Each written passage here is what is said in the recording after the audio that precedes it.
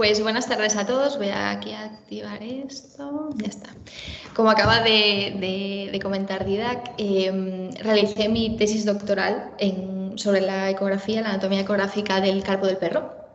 Y ahora estamos trabajando bastante profundamente en esto aquí en el hospital, así que la charla de hoy será sobre esto. Antes de nada, quiero agradecer a todos los colaboradores que veis por aquí, porque gracias a ellos, pues la formación en este hospital puede llevarse a cabo. Son unos grandes colaboradores para los programas de residencia y para todo este tipo de ciclos de formación adicional. Entonces, bueno, empezar simplemente por eso. Y ahora vamos a la charla de la ecografía del carpo del perro. Hoy un poco lo que vamos a hablar va a ser en general sobre tanto la anatomía, los aspectos un poco más importantes, un poco más a destacar de la anatomía del carpo del perro, y luego pues la ecografía. Entonces voy a empezar con una muy breve introducción sobre el tema. Vamos a abordar primero la ecografía de la parte dorsal y después la de la parte palmar, por organizar un poco la charla.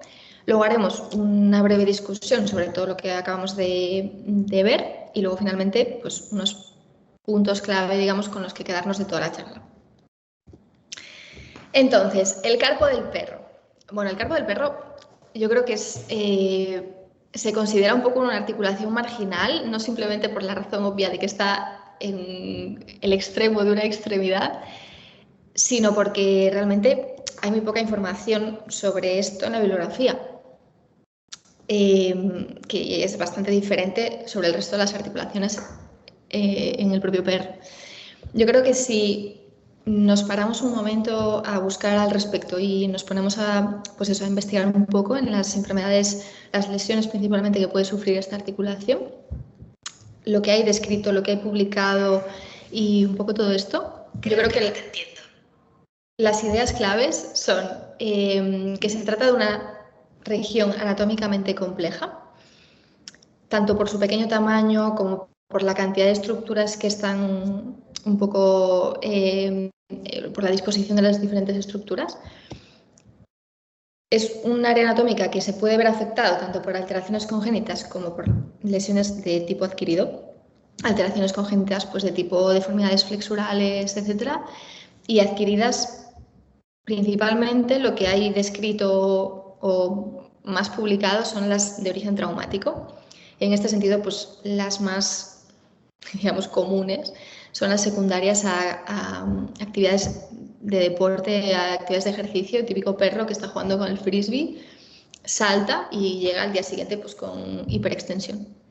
Es un poco así las más comunes.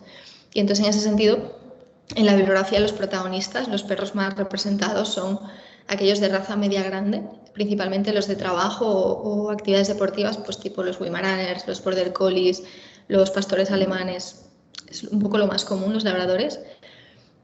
Pero luego en la clínica diaria nosotros vemos que realmente es más amplio.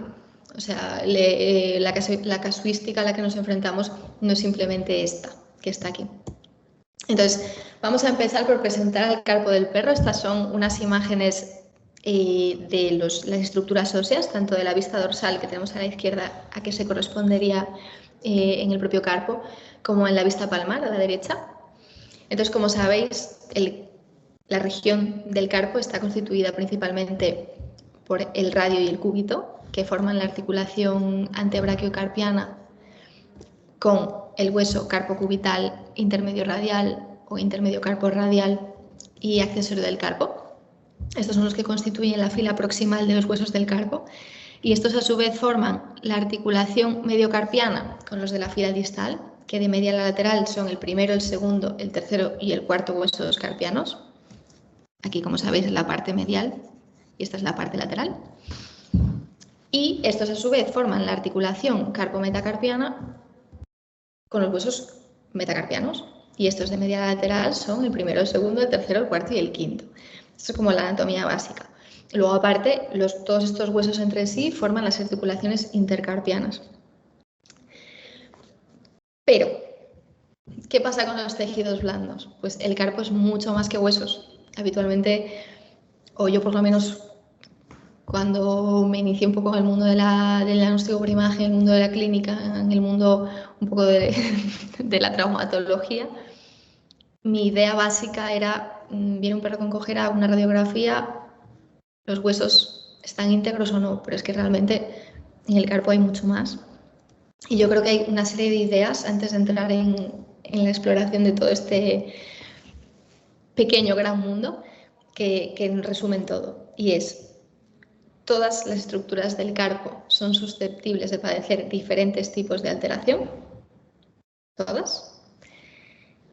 Es habitual que haya más de una estructura afectada, es decir, cuando nosotros hacemos la típica radiografía en la que vemos un hueso roto o una articulación mal alineada, es muy probable que haya una estructura de tejido blando que también esté lesionada. O incluso cuando hay una estructura de tejido blando que esté lesionada, es probable que otra adyacente pueda estarlo también. Y eso tenemos que tenerlo configurado en la mente. Saber cuál es la que está afectada y qué tipo de lesión tiene es por lo menos deseable para una correcta actuación clínica. Y saber todo este tipo de información, para poder saberlo, pues necesitamos dos cosas. La primera, saber bien la anatomía, es como el punto 1, y el punto 2, disponer de técnicas de diagnóstico por imagen que sean sensibles para evaluar estas estructuras. Entonces, ¿qué tenemos en diagnóstico por imagen? Bueno, pues las 4 técnicas más comunes, porque luego tenemos otras, tenemos la gamografía, tenemos otras opciones, pero las más conocidas, digamos, son la radiografía, la ecografía, el TAC y la resonancia. Si nosotros tenemos un paciente que se nos presenta en consulta con una lesión en el sistema musculoesquelético, las 4 técnicas nos pueden aportar información de diferentes maneras y nosotros pues debemos evaluar cuál es la más indicada o qué nos puede aportar mayor beneficio en función de varios factores a considerar.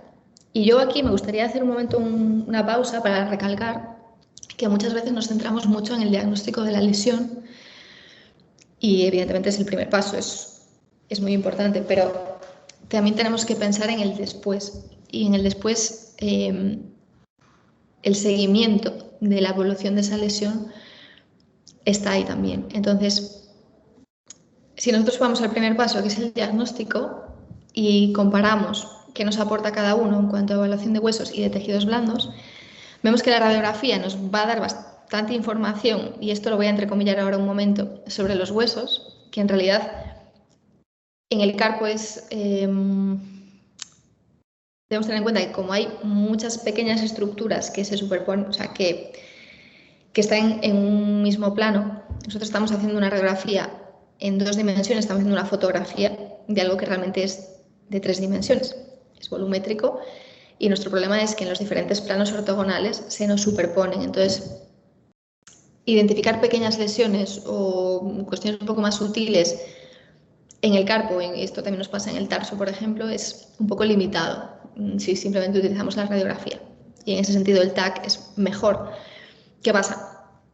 El TAC, la información que nos aporta para tejidos blandos, al igual que la radiografía, es limitada, porque la sensibilidad no es la mayor, digamos, evidentemente todo nos aporta. En la radiografía vamos a ver aumento de volumen en un área u otra, que nos puede dar una pista. En el TAC lo mismo, vamos a ver pues, pérdida de visión clara de los planos, de las grasas de los planos faciales, por ejemplo, o un aumento un realce de contraste en una región que nos indica que ahí está pasando algo, etcétera, pero no es, digamos, la más sensible. Y en ese sentido, la ecografía es muy sensible para la evaluación de los tejidos blandos y en el sistema musculoesquelético también. Esto es una característica buena que comparte con la resonancia, que la resonancia, bueno, pues para la evaluación de las estructuras óseas es bastante limitada, pero el problema de la resonancia es que es cara, no está disponible ya no en todos los centros, sino ni siquiera en todas las ciudades, y desde luego necesita anestesia para poder realizarla. Lleva su tiempo y el paciente debe estar anestesiado. Y esto a lo mejor nos lo podemos permitir para el diagnóstico, pero entonces aquí volvemos al siguiente paso, que es el seguimiento. Si nosotros queremos hacer un seguimiento de la progresión de las lesiones, a lo mejor no podemos plantearle a ese tutor vamos a estar anestesiando una vez al mes y va a tener este coste y a lo mejor te tienes que ir a otra ciudad a hacerla, pues porque, bueno, no es lo más, no es idóneo, digamos. Entonces, en ese sentido, quiero que nos centremos aquí un momento en la ecografía, que es la protagonista de nuestra charla de hoy, y es que es sensible para los tejidos blandos, no necesita anestesia, de hecho muchas veces ni siquiera necesita sedación. Yo hago ecografías de carpos con pacientes completamente despiertos muchas veces. Es ampliamente disponible, es muy frecuente, es de las técnicas que solemos tener en la mayor parte de clínicas y si no, pues disponemos de compañeros que pueden venir a realizarla a nuestro centro. Entonces, digamos que la disponibilidad es buena y el coste es relativamente asequible en comparación con todas las técnicas. Además, no es que no nos dé 100%, o sea, no nos da muy buena información sobre los huesos, pero algo nos da. De hecho, nos permite evaluar la cortical de los huesos, la superficie, ver si hay defectos o no, ver si hay neoformación ósea o no.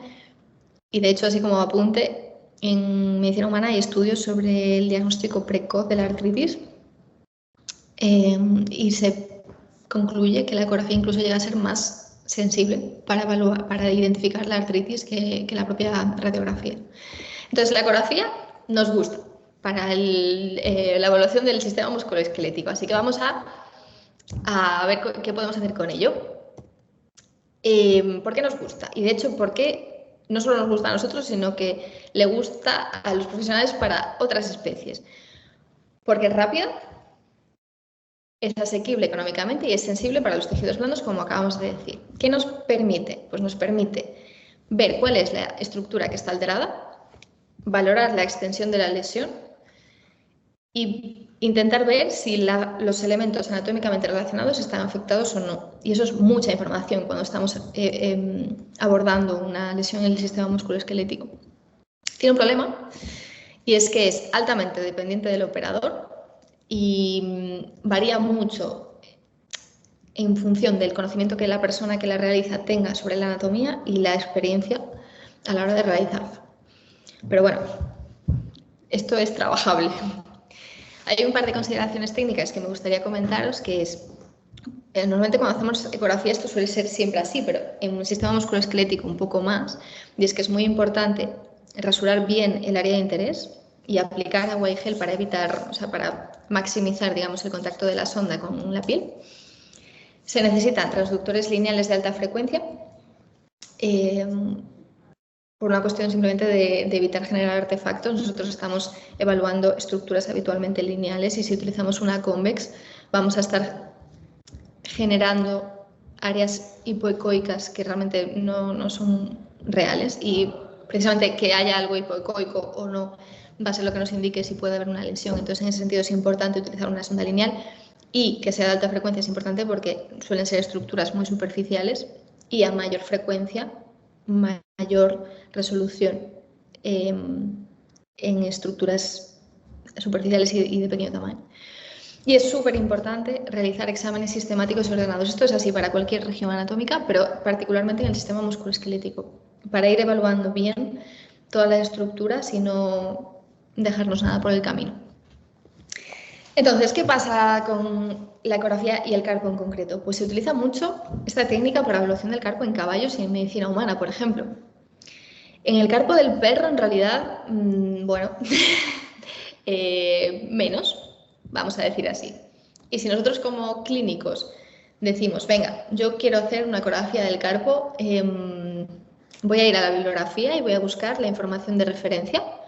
¿Cuál es la anatomía ecográfica normal del carpo del perro? Bueno, pues esta información sobre otras regiones anatómicas en el perro se publicó ya hace mucho tiempo, la de la rodilla, la del hombro, la del codo, incluso la del tarso, que es la más reciente y fue en el año 2009, que parece que está ahí, pero ya hace un ratito. Y en el carpo del perro, pues la verdad es que no teníamos esta información hasta hace nada.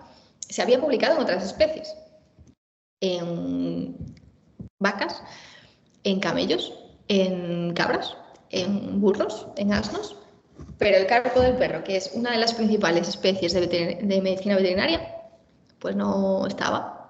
Entonces, Nosotros, cuando yo realicé mi tesis doctoral, pues nos dimos un poco cuenta de esta carencia en la bibliografía y ahora os contaré un poco lo que hemos hecho al respecto. Pero antes de nada voy a hacer un breve apunte técnico sobre lo que vamos a ver a lo largo de toda esta charla. Cuando nosotros hacemos ecografía del sistema musculoesquelético, la imagen normal de un tendón, y esto también podría ser extrapolable a un ligamento, aunque son de menor tamaño, en el plano longitudinal es así. Esta estructura tubular con estas bandas hiperecoicas en su interior es una imagen clásica de un tendón. Esta banda hiperecoica que digamos delimita los márgenes del tendón es el peritendón. Y esto es lo normal. En el plano transversal se suelen ver como estructuras ovaladas o redondeadas con áreas multifocales hipercogénicas en su interior. Todo esto son las bandas, el patrón de banda fibroso que es lo habitual en la composición del tendón. Las estructuras óseas las vemos como bandas hiperecoicas muy marcadas que generan sombra acústica sucia. Y ya está. Entonces, para situarnos a lo largo de toda esta charla, cuando os muestre imágenes longitudinales, la sonda va a estar orientada de tal manera que la izquierda de la imagen sea la región proximal del paciente, mientras que la derecha de la imagen va a ser la parte distal, y en cambio en el plano transversal la parte medial va a estar a la izquierda de la imagen y la parte lateral va a estar a la derecha, ¿vale? Esto se va a cumplir así a lo largo de toda la presentación. Entonces, empezamos. Ecografía de la parte dorsal del carpo del perro.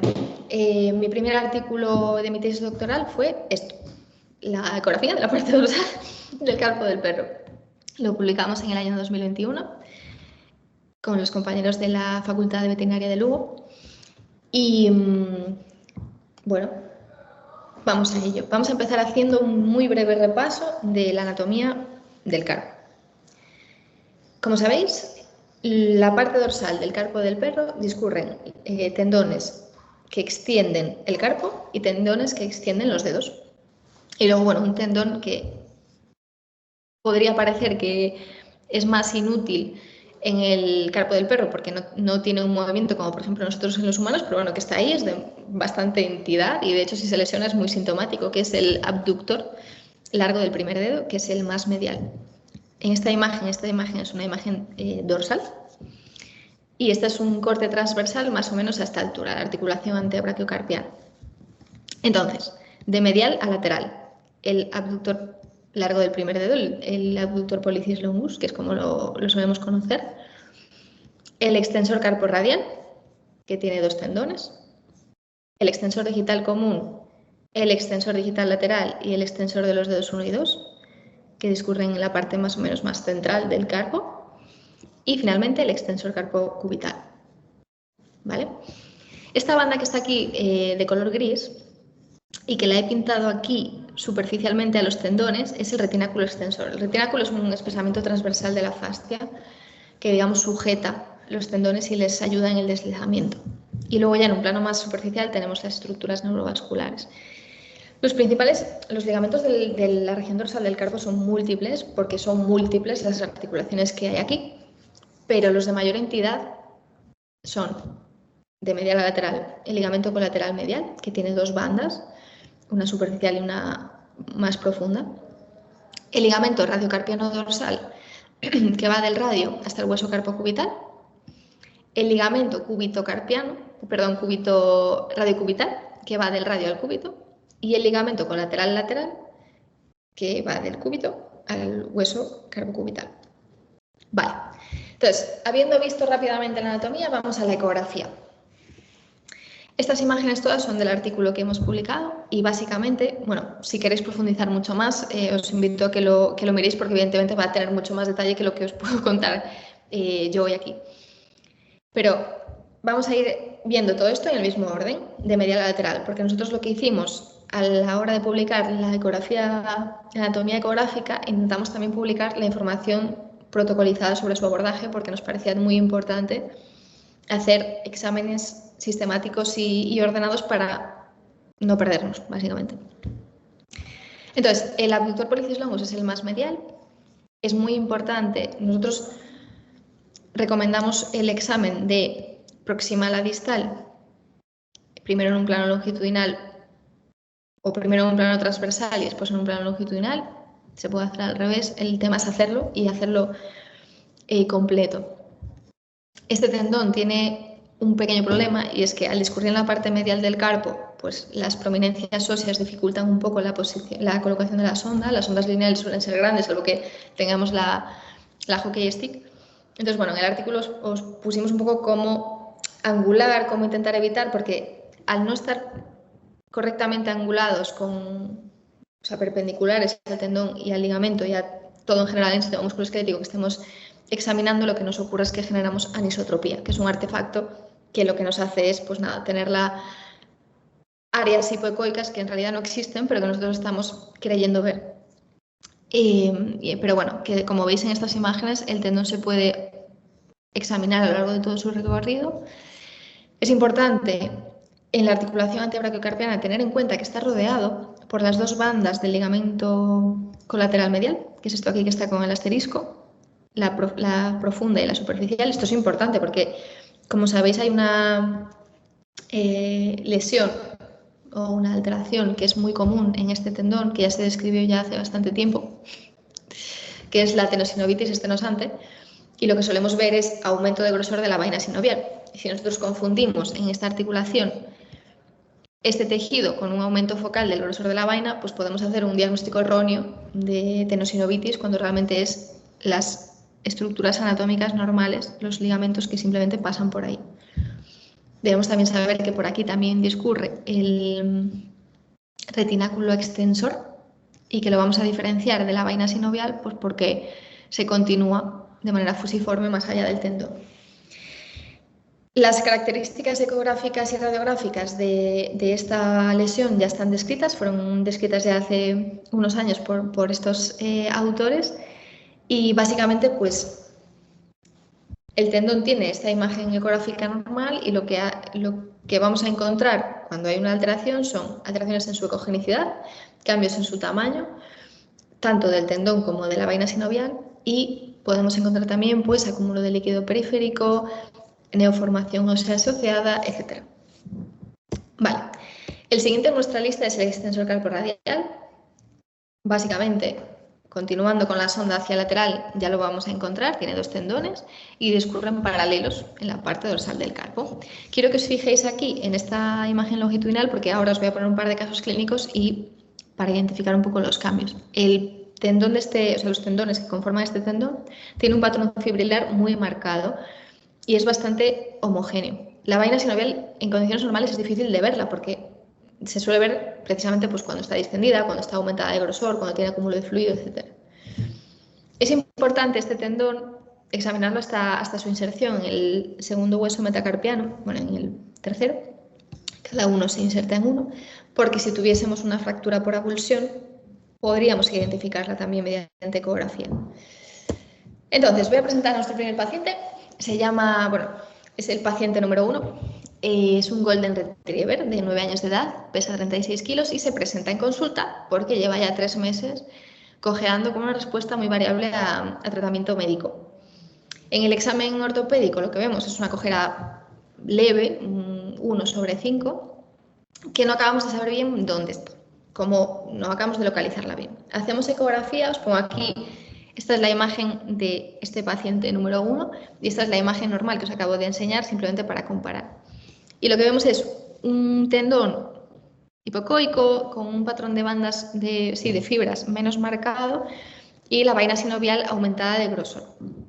Nuestro diagnóstico presuntivo en este caso fue una tenosinovitis del extensor carporradial. Además, este paciente tenía otras cosas, tenía entesopatía del ligamento anteroseo del antebrazo y lo que hicimos fue recomendar fisioterapia. Voy a hacer hincapié en esto porque creo que a lo largo de... Creo que cuando entramos a estudiar un poco el tratamiento de las diferentes cuestiones de traumatología, es como muy frecuente asociar carpo, lesión artrodesis. Y me gustaría pensar que hay un mundo más allá y que al igual que en humana hay un mundo más allá y hay, pues la fisioterapia está muy desarrollada y nos ayuda a todos los días. En veterinaria pues también y en el carpo en concreto también. Este paciente fue a fisioterapia y por ahora muestra una evolución favorable. Tenemos otro paciente que es un labrador, 11 años, 45 kilos. En este caso la cojera es un poco más crónica, 2 años. Lo que vemos en la exploración es muy difícil de saber un poco cuál es el problema más grave, porque cojea de ambas torácicas y ambas pelvianas. Y concretamente muestra dolor en el carpo derecho. Hacemos la ecografía, os pongo aquí la normal también para que podáis comparar, y lo que vemos es acúmulo de fluido, no sé si lo veis por aquí, periféricamente al tendón. Hacemos el patrón de fibra está íntegro, aunque está adelgazado el tendón y está más hipoecoico de lo habitual. Entonces hacemos un diagnóstico presuntivo de tendinitis, tenosinovitis de este tendón, del extensor carporradial. Además, este paciente tenía otros problemas, tenía enfermedad del compartimento medial en el codo de la otra extremidad, tenía displasia bilateral de caderas, pero para el dolor que mostraba en el carpo le hemos recomendado fisioterapia y por ahora muestra también una evolución muy, muy favorable. Entonces, si seguimos hacia lateral, nuestros siguientes objetivos, digamos, son los extensores digitales. Entonces, tanto el común como el lateral, como el de los dedos unidos, viajan juntos en esta región del carpo, la parte dorsal, más o menos parte central, son estos de aquí, más hacia lateral tirando. Y pues el examen ecográfico es bastante sencillo, simplemente si vamos de proximal a distal, vamos a ir viendo como en un primer momento, pues los pequeños tendones que conforman estos tendones compuestos discurren juntos y formando como una apariencia más redondeada, más ovalada, y luego distalmente se van separando para ir cada uno a sus respectivos dedos y los vamos, pues eso, viendo cómo van divergiendo. Si hacemos el examen también en longitudinal, vemos que de normal estos tendones tienen un patrón de fibras bastante prominente. El extensor digital lateral, que es más fino, sí que es verdad que de normal el patrón de fibras es menos marcado y eso es normal, quiero decir, no quiere decir que si vemos esta imagen va a haber una lesión. Y si nos vamos ya más hacia lateral, lo que vamos a ver es este último tendón, que es el extensor carpocubital. Ya está, este es muy sencillo de ecografiar, porque como es palpable realmente y está en la parte lateral, ponemos la sonda encima y ya lo encontramos sin ningún tipo de dificultad. Es importante hacer el examen tanto en transversal como en longitudinal. Y al igual que en el extensor carporradial, el extensor carpocubital se fija en la base del metacarpiano quinto y es fácil de ver su inserción y ver, pues eso, que esté íntegra, que no haya entesopatía, que no haya fracturas por avulsión, etc. Entonces, os presento al paciente 3. Es un cruce de 9 años de edad, 45 kilos, que, bueno, pues se fue a pasear unos días antes y de repente pues volvió cojeando, no apoyaba casi. Los tutores le administraron un tratamiento con antiinflamatorios y mejoró un poco. La cojera inicialmente era de 5/5 y pasó a ser de 4/5, pero desde luego no había resolución. Entonces vino aquí, le hicimos examen ecográfico y lo que vimos es esto. Esta imagen de la izquierda es en un plano transversal y estas dos imágenes de la derecha, la central y la derecha, son longitudinal. Estos pequeños tendones que se van separando entre sí, pero que están dentro de una misma vaina sinovial, son los del extensor digital común y vemos que hay un poco de fluido que habitualmente no está. Y nos pasa un poco similar en la vista longitudinal. Esta es la imagen normal, os la traigo simplemente como recordatorio y vemos que aquí hay pues distensión de fluido que de normal pues no la vemos. En este caso diagnosticamos una tendinitis No vimos áreas de pérdida de integridad de fibras, rotura de fibras ni nada de esto y el paciente se fue a fisioterapia con resolución total de la cojera. Después de, creo recordar, no recuerdo si habían sido 4 o 5 sesiones y ya está, resolución. Ligamentos. Todos los ligamentos que os comenté antes se pueden ver ecográficamente. Es un poco más complicado porque, como os digo, las prominencias óseas y el tamaño de la sonda en carpo no ayuda, pero se pueden ver. El más lateral, el ligamento colateral medial, tiene 2 bandas, como ya os he comentado, una superficial y una profunda. Por el medio discurre el abductor pollicis longus, que es este que está aquí. Entonces, lo que simplemente tenemos que hacer es, podemos o irnos directamente con la sonda a la parte medial del carpo o buscar el tendón, el abductor pollicis longus, y seguirlo. Y a la altura de la articulación antebraquiocarpiana, pues nos alineamos primero con el eje del radio para ver la banda superficial, que es esta de aquí, y después rotamos la sonda porque la banda profunda, es oblicua y se extiende más o menos hasta la parte palmar medial del hueso intermedio carporradial y la vemos bien. Está parcialmente fusionada con la cápsula articular y nos resulta sencillo cuando buscamos la integridad de este ligamento identificarla. El ligamento radiocarpiano dorsal está en la parte lateral del radio y es también posible encontrarlo y examinarlo en toda su longitud. Y el ligamento colateral lateral es el más lateral y es el probablemente más difícil porque es muy fino. Pero bueno, alineándonos con el extensor carpocubital, que está aquí cortado en esta imagen, queda en un plano profundo, simplemente.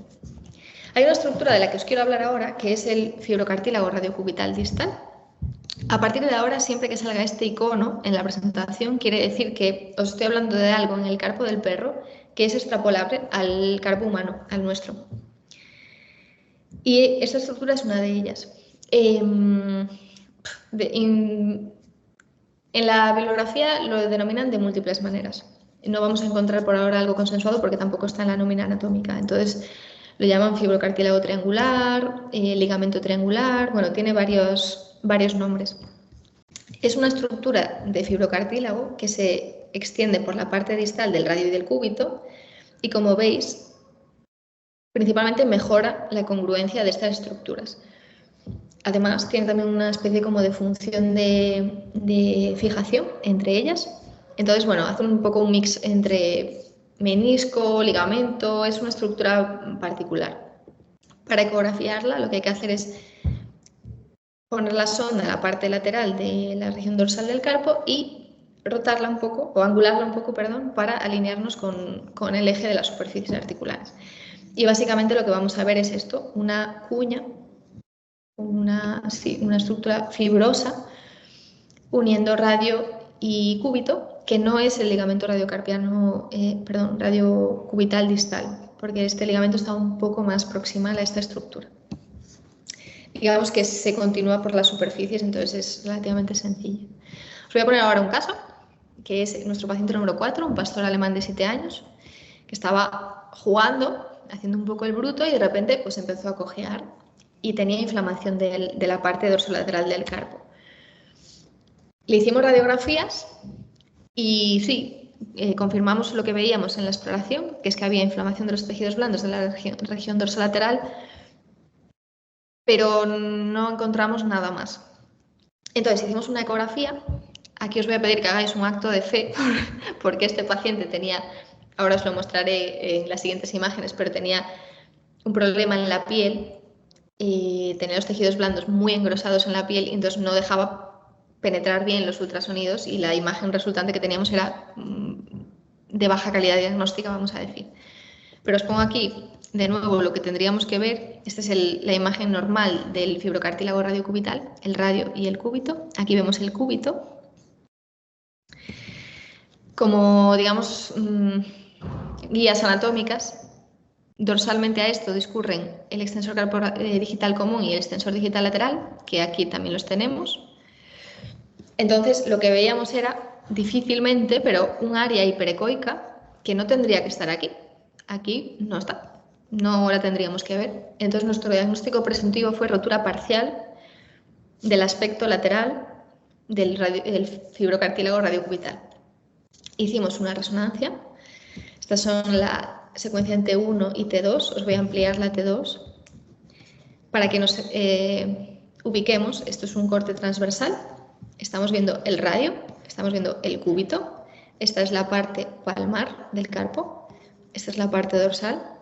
Y entre radio y cúbito está esta estructura de aquí, que de normal se tendría que ver así. Se tendría que ver hipointensa y más gruesa. Y nosotros lo que vimos es unas áreas hiperintensas coincidentes con la región hipericoica que veíamos en la ecografía. Entonces, nuestro diagnóstico presuntivo fue rotura parcial del fibrocartílago radiocubital en su aspecto lateral. Y esto nos beneficiamos mucho de que la anatomía es extrapolable a la de humana y que esto ya se conoce en humana, esto ocurre en humana, en esta misma estructura carpiana y ya está descrita tanto en la ecografía como en la resonancia y a nosotros nos ayuda mucho para poder hacer nuestros diagnósticos. Pero además tenía otras lesiones, tenía rotura parcial de otros ligamentos, tenía tendinositis de otro, bueno, pues del extensor digital común. Y lo que hicimos fue recomendar fisioterapia. Y el resultado es favorable. Otra vez, la fisioterapia actuando.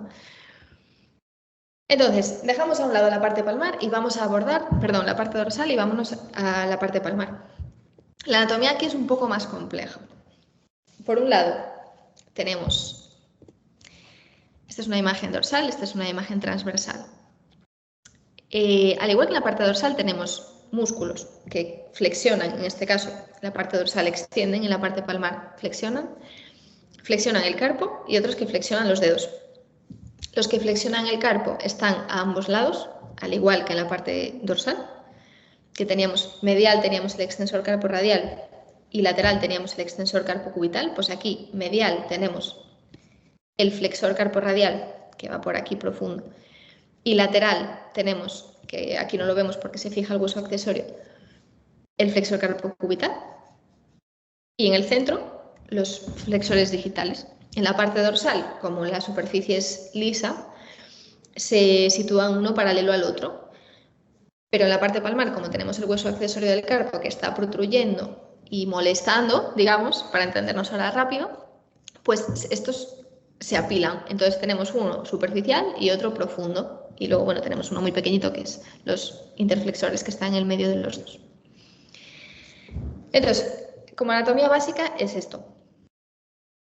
En la parte palmar tenemos otras cosas que son las estructuras neurovasculares. Tenemos las medianas, arteria, vena y nervio medianos y arteria, vena y nervio cubitales, que están más laterales. Y cuando nosotros nos pusimos a investigar un poco y saber cómo era la anatomía, no nos quedaba muy claro cuál era la conformación realmente de estas estructuras, porque entra en juego otro espacio que se llama el canal carpiano, que seguro que habéis escuchado hablar de él, que según la fuente consultada, pues varía un poco la descripción. Básicamente hay dos modelos, os los voy a describir súper rápido, y lo que hacen es que el resto de autores hace variaciones de esto que os voy a decir. Por un lado, Barone, en su día, que es un anatomista, describió que el canal carpiano era el espacio que quedaba profundo, a la parte profunda del retináculo flexor, al igual que en la parte dorsal había un retináculo extensor, en la parte palmar hay un retináculo flexor, y este tiene dos bandas, una profunda y una superficial. Y la parte profunda es la que delimita el canal carpiano y tiene el nervio mediano y la arteria mediana y el flexor digital profundo. Y luego la parte, o sea, había otro autor, que es el Evans y de la Gunta, en el conocido libro Miller's Anatomy of the Dog, que decía que realmente el canal carpiano era todo lo que había en el carpo. Y luego estaba el flexor carpo radial, que los autores más o menos lo describen como que tiene una vaina sinovial y que puede estar fuera o dentro del canal carpiano y ya está. Y tenemos los nervios, el nervio mediano cubital con la arteria y vena, que algunos autores lo describen fuera del canal carpiano y otros dentro Ya está. No nos quedaba muy claro realmente cómo era la anatomía. Entonces lo que hicimos fue publicar un artículo donde simplemente abordábamos este tema, que ahora os lo voy a contar en conjunto con la ecografía. Y posteriormente publicamos la anatomía ecográfica en concordancia con la anatomía en sí misma. Entonces, el canal carpiano, básicamente, está delimitado. En estas imágenes vemos la parte superficial del retináculo flexor. Este es el músculo flexor digital superficial. Si nosotros quitamos todo eso, accedemos a la parte profunda del retináculo flexor, que si nosotros lo retiramos, accedemos al propio canal, un espacio tubular muy bien delimitado, donde están el flexor digital profundo, la arteria, vena y nervio medianos, y ya está. Este músculo que hay aquí, que está más medial, es el flexor carporradial y está fuera del canal carpiano, no está dentro. Ahora lo veremos con más detalle. Y la arteria, vena y nervio cubitales también están fuera, no están, hay un septo aquí que los separa. Entonces nosotros, si hacemos un corte transversal, que es lo que más nos ayuda a la hora de entender la ecografía, vamos a ver todo esto.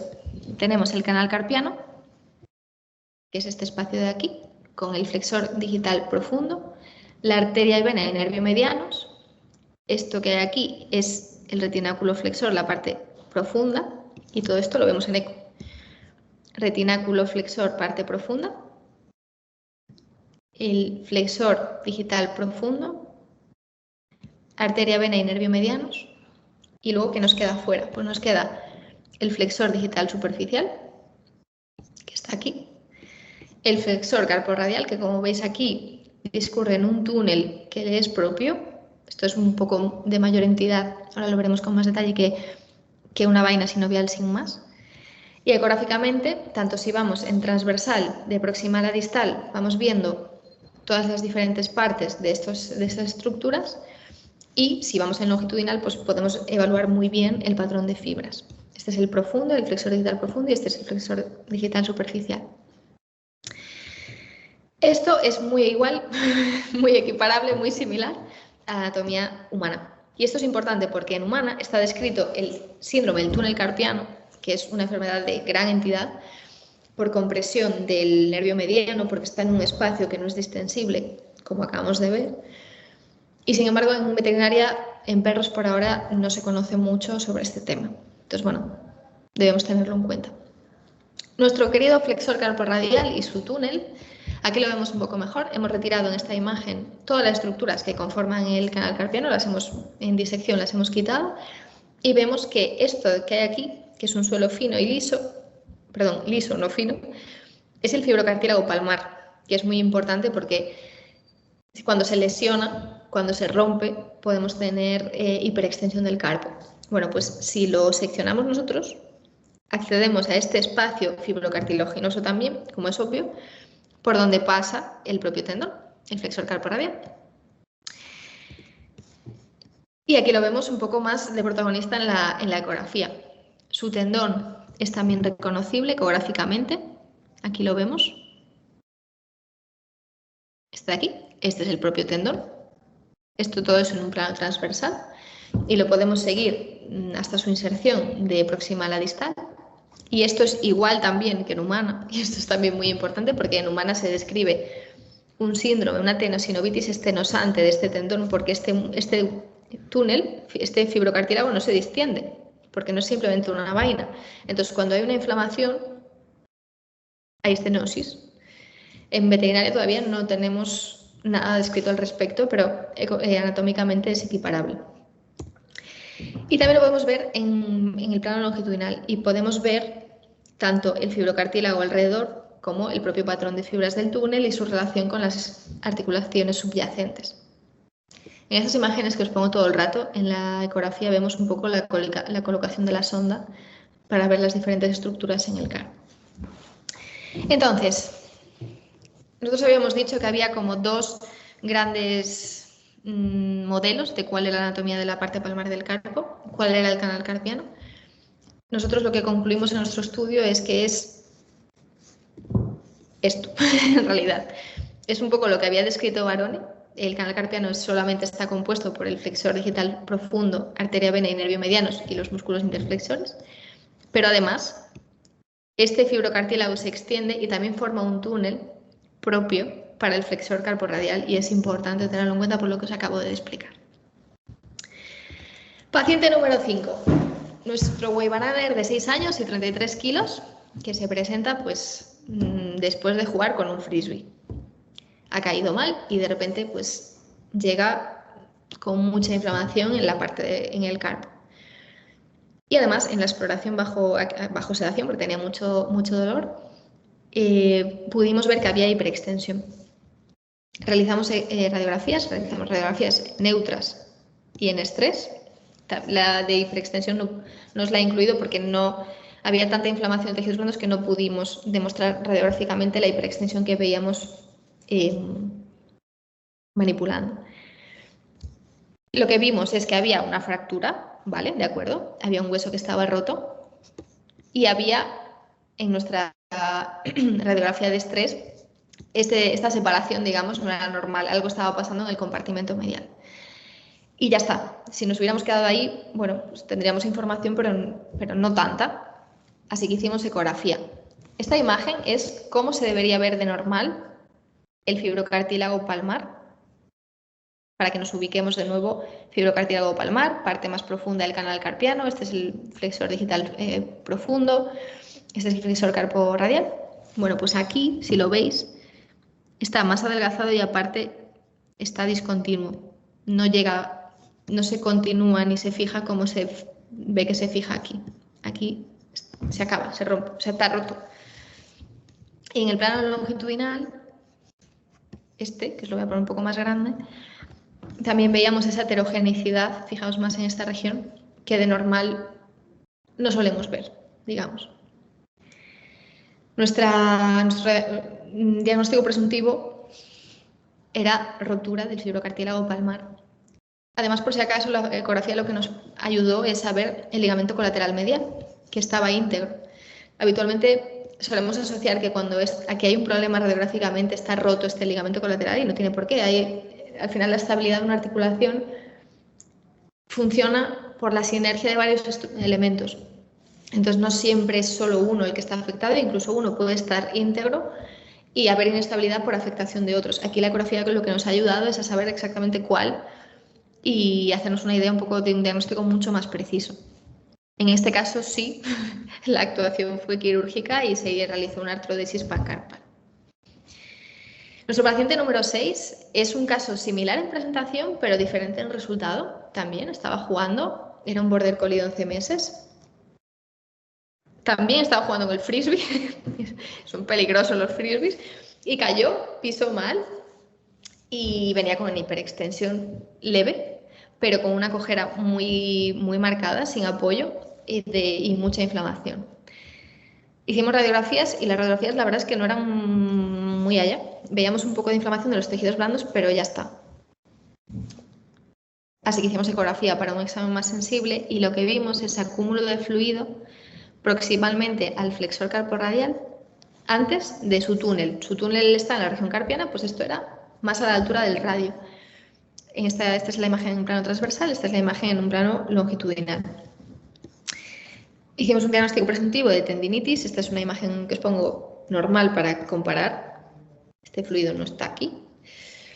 Y fue a fisioterapia. Un mes después, este paciente está sin cojera.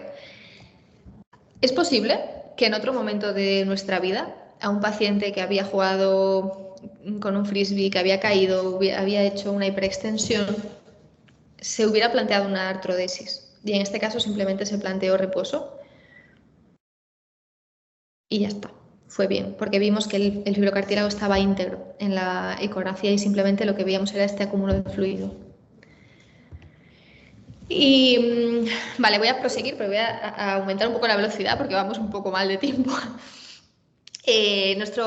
Nuestra siguiente estructura a ecografiar es el nervio cubital. Simplemente os voy a decir que el nervio cubital no pasa por dentro del canal carpiano, como hemos visto. Es más, pasa por un espacio que le es propio, pasa por un canal propio en un plano profundo a los ligamentos que unen el hueso accesorio del carpo con los huesos metacarpianos, que es el ligamento que tiene dos bandas, el ligamento accesorio metacarpiano. Bueno, pues pasa por el medio de ellos, por dentro del espacio que genera la banda medial. Y esto es igual que en humana. De hecho, en humana, bueno, igual, equiparable. En humana este espacio se llama el canal de Guyon, porque en su momento lo describió un cirujano, un médico francés que se llamaba Guyon. Y esto es importante también porque este espacio por el que pasa tampoco es distensible. Al final, cuando le aparece es un ligamento, cuando son estructuras óseas, cuando se pueden dar compresiones. Y esto en humana es muy común. De hecho, es la cuarta neuropatía compresiva más frecuente. Y le llaman pues síndrome del canal de Guyon o síndrome del canal cubital, simplemente también para tenerlo en cuenta en nuestros pacientes caninos. Nuestro último músculo es el flexor carpocubital. Es súper fácil de ecografiar porque se palpa, entonces simplemente es poner la sonda encima. En un plano transversal los tendones primero está formado por dos tendones. Este que vemos aquí es el de la cabeza cubital y este es el de la cabeza humeral.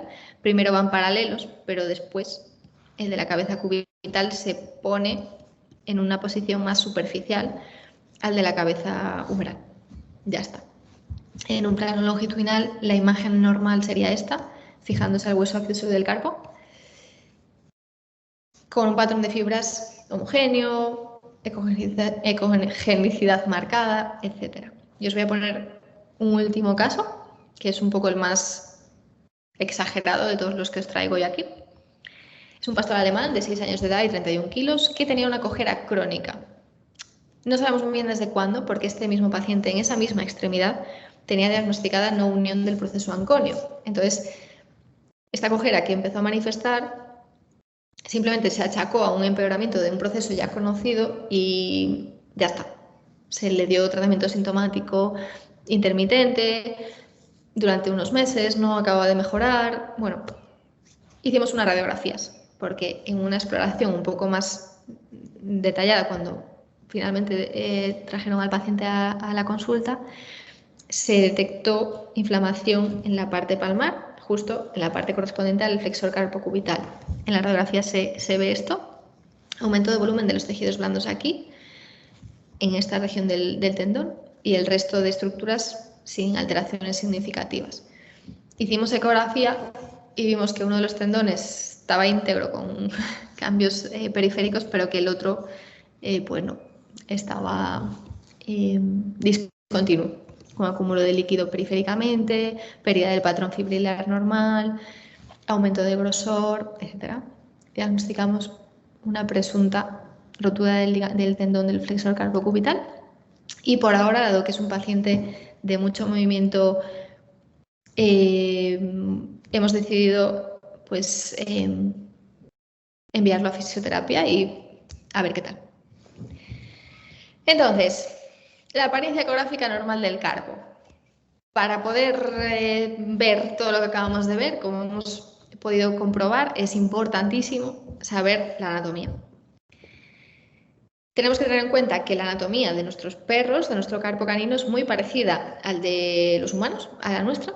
Y esto es muy interesante porque nos permite que cosas que ya están descritas, que ya se conocen en humana, pues nos puede ayudar a nosotros a guiar nuestro diagnóstico y a utilizar sus avances, sus descripciones, pues tanto en ecografía, en resonancia, etcétera, para aplicarlo nosotros.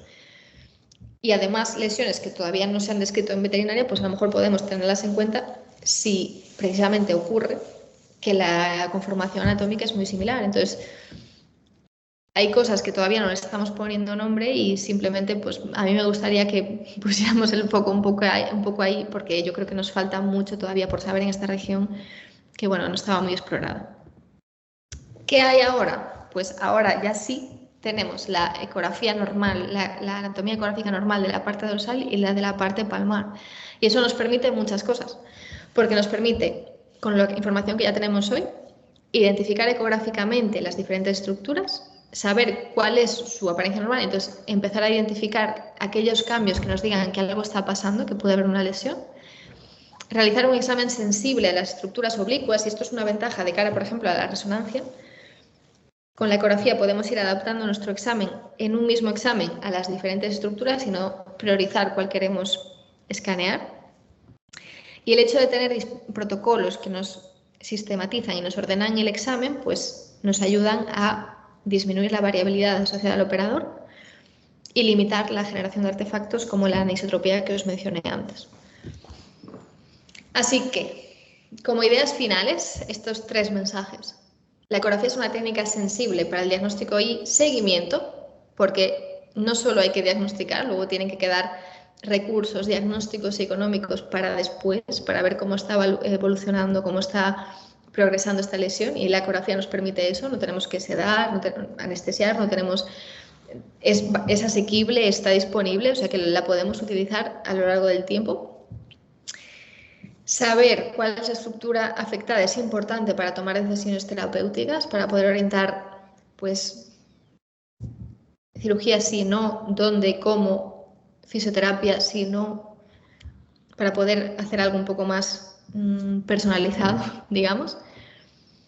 Y debemos continuar investigando, profundizando en el conocimiento de las lesiones de las estructuras carpianas. Hasta el momento, la información que hay no es mucha y creo que no se corresponde con la realidad de la clínica diaria. Creo que en la clínica diaria la casuística sí es bastante. Y en ese sentido nosotros estamos, en este momento, el servicio de diagnóstico por imagen y el servicio de traumatología del hospital, poniendo mucho esfuerzo y mucha atención a las diferentes lesiones del carpo del perro. Y en ese sentido, me gustaría hacer un llamamiento en esta charla de hoy para animaros a que tanto vosotros en vuestra clínica como en colaboración con nosotros, pues si os apetece que trabajemos en común, que nos refiráis casos, que colaboremos entre nosotros para el diagnóstico de las lesiones del carpo, nosotros estamos completamente abiertos a recibir todos los casos que nos queráis compartir. Y ya está, eso es lo más importante, que le demos la atención que merece a esta articulación marginal, que no lo es tanto. Así que muchas gracias por haberme escuchado. De nuevo, gracias a estas empresas colaboradoras para poder hacer hoy esta charla y comentamos lo que queráis.